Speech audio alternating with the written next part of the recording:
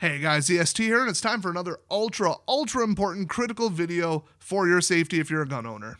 So if you're like me, you carry your pistol everywhere concealed, just in case. You never know what's going to happen. You never know when something or someone or some animal or some threat is going to threaten your life. Hopefully you never have to use your gun. Hopefully that never happens, but the nightmare scenarios, you pop off the first round and the second one doesn't load correctly, you pull the trigger and get nothing on the follow-up shot. And the stopping power of any carryable pistol is generally not very good, so you're going to want those follow-up shots, especially if there's multiple targets. So a gun jam can get you killed. A gun malfunction of any kind can get you killed. So what can you do to prevent it? Now, this all started because I watch a lot of defensive shooting videos on YouTube and training videos where they break down in slow motion. Well, here's the time between this and this. Here's what they could have done. Here's the first opportunity they had here. They could have done this instead, or they did this perfectly. Really, really good stuff. But I noticed, wow, his gun jammed. Oh, and his gun jammed. Wait a minute, his gun jammed. Okay, the security staff's gun jammed. Wait a minute, the police's gun jammed. Hold on. Like, they literally have to maintain it. That's like part of their job. It's on a schedule. So when I saw a jam and it could be determined what the cause was, I started mapping it out and getting some numbers. And it turns out over 98% of them could be attributed to these three causes. And I'm going to break them down in this video so that it doesn't happen to you.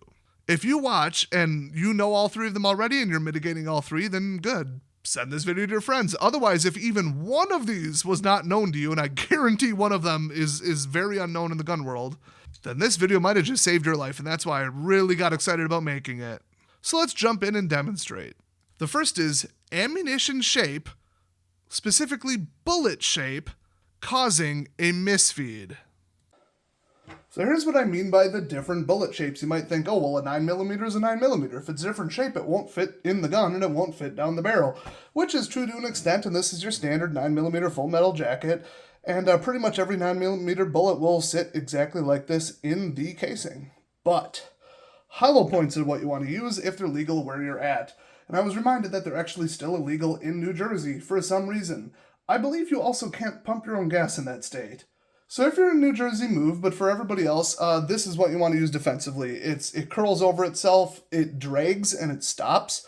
Which is more initial hydrostatic shock. It's less penetration into a target behind the target, more imparted force, more bleeding, more pain. I mean, it is a better stopping bullet, and it's a better way to impart all of the energy from that cartridge into the target. But we've got Hornady, and Hornady sitting here, and they could not be less similar. So we've got these pointy little guys, very narrow nose you can see on them. Got the polymer tip in there, which it does stick out a little bit, and there's a little bit of friction there, actually. So, I've had these misfeed. So I've got one box of them, and not what I would practice with. Then we got the subsonics, which that's a whole nother thing. But those are extremely blunt. I mean, just look at that compared to the cone-shaped nose. So, these are a little bit shorter. And then we've got these, which are kind of in the middle. They taper off to like a round, like cone. And that resembles what a full metal jacket would be. So sitting in the magazines, they really do look different. I mean, it's kind of hard to see, but look at those nose differences. I mean, it's not like severe. It's not like it's the wrong round, but you're going to get some differences there. So just in my gun personally, and this is not necessarily true for yours, these tend to jam, these tend to not. But these sometimes don't cycle the gun because they're underpowdered a little bit, and that's what makes them subsonic. That and a slightly heavier bullet. So if I absolutely do not want my gun to jam, I'm going with these, and I know that because I tested them. So what I would recommend you do is go buy one box of them, because they're really expensive. Go to the range, fire it, see if it'll, feed, try every mag you have. And if it jams, watch out, maybe don't buy that brand. There are multiple reasons that a gun would jam, but if it always jams with the same brand, same shape, same type, go to a different one, and then at least you'll know. Now, when you find one that works, buy nothing but that. Go to the store, and I wouldn't say clean them out necessarily, but I'd get at least, 200 rounds probably. And that's just for a pistol. So in the couple thousand videos I've seen, the prevailing cause is a bad grip. And I know that 100% of the time, a bad grip will jam a pistol. So this is my carry gun right here, serial number blocked, of course, and of course, it is not loaded. Don't mess around with a loaded gun, even if the safety's on. That's just insane. But at the range, and I am dancing around the tripod here, so this is going to be interesting, but I'm holding that as solidly as possible. So that bottom is not going anywhere. So when the slide kicks back because of the pressure of the round that I fire, it's going to kick all the way back far enough to clear the round that's in there, I'd say the casing from the round that was in there, and then load the next one. Now, what happens if instead of two hands, I go kind of loose grip on one? I'm just rushing, I whip it out, I'm just normal grip, and then I pull the trigger. It's going to go like this, and just right into my wrist. So if my wrist soaks up 10, 20, 30% of the energy, that might be enough to not have enough energy to cycle the spring, or to compress the spring all the way back and cycle the slide. So instead of going all the way back like that, which is enough to kick out the casing and load the next one, it might only go this far. Okay, that's going to be hard to show on camera. It might only go this far, and then the rest of the energy went into my wrist, or just the movement of the gun. You want to control recoil not just because follow-up shots, but because the rest of the gun needs to be solid and static and unmoving, and not, absorbing the energy so that the spring can do it, so that it can load the next round. So one, you'll get a failure to properly eject, and then two, you'll get the next round not feeding correctly.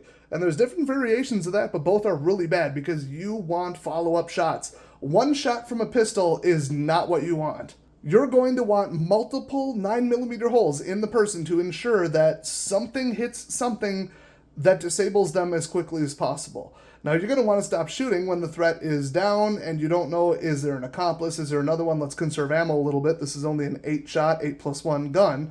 But for human defense, I'm not saying absolutely do not fire the gun unless you've got two hands on it and you're full, ready-to-go competition stance. That's just not accurate. What if they just smashed this hand with a hammer? What if I injured it? What if it's tied behind my back?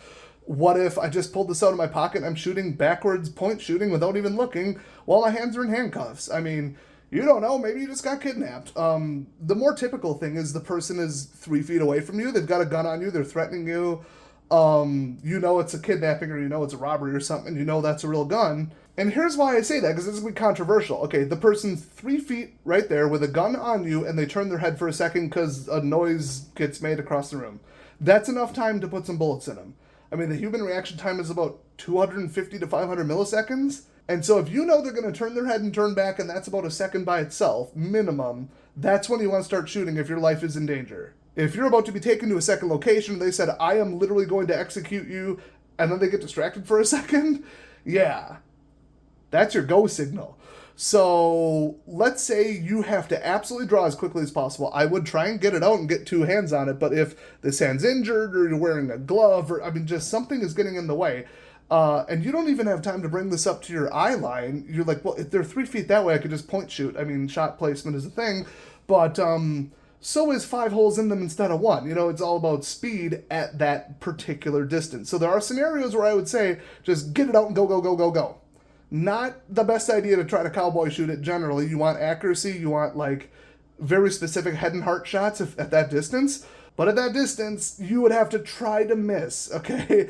But get a solid grip. I would grip twice as hard, even though that's not conducive to really neat, nice trigger pulls. But neat, nice trigger pulls are for 25-yard targets on bullseyes. Okay, so very controversial. A lot of people are going to say that's not correct, but those are competition shooters, precision shooters, and people who don't know what they're talking about, who don't live in the real world. In the real world, sometimes you'd have to fire from a compromised position. Maybe you dove, rolled, and now you're laying on your hand, but you've got your gun in one hand. Well, then you got to fire it. So just remember, ultra grip in that scenario. And the target better be close. I'd say probably within 7 to 10 max feet. Otherwise, you're going to want to actually really bring it up and aim carefully. And if you have less than a second and a half to do that from draw, I would just not do it. I'd wait for another opportunity. So compromised aiming, even one hand on the steering wheel I've seen and one here, you just got to do that because your car's still rolling. I mean, there are all kinds of scenarios. They're not the most common, they're not the most ideal, where you would not have a correct grip on the gun, but you want to say, oh, that's right, recoil, I need a follow-up shot. Really, really grip that thing. And that will prevent the number one cause. And the third major cause is not maintaining your gun. Your number one enemy is going to be the lubrication just running off. And you might think, well, I'm not cycling rounds, it's just sitting there. It's in my holster doing nothing. Where would the oil go? Well, if you were to think of grease, like an engine grease, some kind of industrial grease, something you'd put on like your garage door track, some big, thick, black, borderline tar, or like a petroleum jelly, this is basically the opposite. So you use that stuff if you need a little bit less slipperiness, but you want it to stick around for a while. You use ultra, ultra thin stuff if that's just what you have to do. So because of that, it likes to run off. It's very, very low viscosity, thin, and likes to flow. So I'd say at least every 3 months, I would relubricate the gun, and you'd be surprised how dry this is. This is new enough, I think it would probably still cycle, but one time I let it go for about 6 months, went to the range, immediately jammed on round 2. So that could have been my life right there. And this gun is not very old and hasn't seen very many rounds. So I'm going to do it again right now, even though I think I probably relubed it 2 months ago, just because it's out and because I'm talking about it, and it doesn't take that long. On this gun, it's a little complicated. Now, I can't show you the process because of YouTube rules, but you can find all kinds of instructions. Just type in, cleaning and lubricating, look at the original manual, find a video on YouTube that they just don't care about monetization. Whatever it is, do it. If you buy a gun and don't know how to maintain it, I would get that information within a week, and I would leave it printed in case you forget. But yeah, I guarantee if I took this apart, it's pretty dry because that stuff just disappears into, I guess, my holster. It's not like it evaporates, but like I said, it runs off. And so if you have metal on metal, you eventually would get the friction coefficient so high that eats up all of your spring energy. You need the energy to go to the spring. Instead, it's going to metal on metal, which is going to be friction, which is going to be heat. And the last thing you want in a gun is heat. Now, in an 8+1 pistol, I don't think you're going to overheat it after 9 shots, but if it jams on number 2, you're going to have a bad time. So lube your gun, lube your gun, lube your gun. You don't even need to clean the barrel necessarily on most models because you didn't fire anything unless you went to the range. But lubricating, and I could probably get it done in about 3 minutes on this gun. So misfeeds because of oddly shaped ammo, a poor or abnormal, I need to do it this way, hold, soaking up the energy, or friction soaking up the energy. Both of them not letting the slide cycle properly. That is the 3 major causes of gun jams, and you want to avoid them because your life is on the line. So do yourself a favor, bookmark this for future reference, and send this to anybody you know who's a new gun owner, anybody who's just not a gun expert. They've got 1 or 2 around the house for self-defense, and that's about it, because they probably haven't oiled this thing in 2-3 years. I'm just saying, it could actually save their life. So I think you should definitely post this on social media, send it out to all your friends, text it to them, whatever, and just say, hey, gun safety, you ever think about this? Or let's get together and I'll review how to clean our guns. Let's do it together. We actually did that. I was over at my parents' place, then my brother got in on it. He heard we were doing it, and it just turned into a big little gun show, I guess, or gun maintenance convention. And then we went out for food. So you could make a day of it. You could do a thing, and you could have somebody who knows way more about guns do it for you and show you how to do it. If they are really confident they know, and if they don't own that model, I would probably look it up online first, because that's probably a better instruction. There's a lot of pseudo know-it-alls or people who think they'll just figure it out, and then they end up breaking your gun or lubing it wrong, so don't do that. Well, that's about it. So thanks for watching, everybody. We've got some other cool firearms content on this channel, and I'm willing to risk the ire of YouTube's censorship thing by 1, studying the rules and following them, and 2, I want the information out there. If they demonetize this, I'm not going to delete it.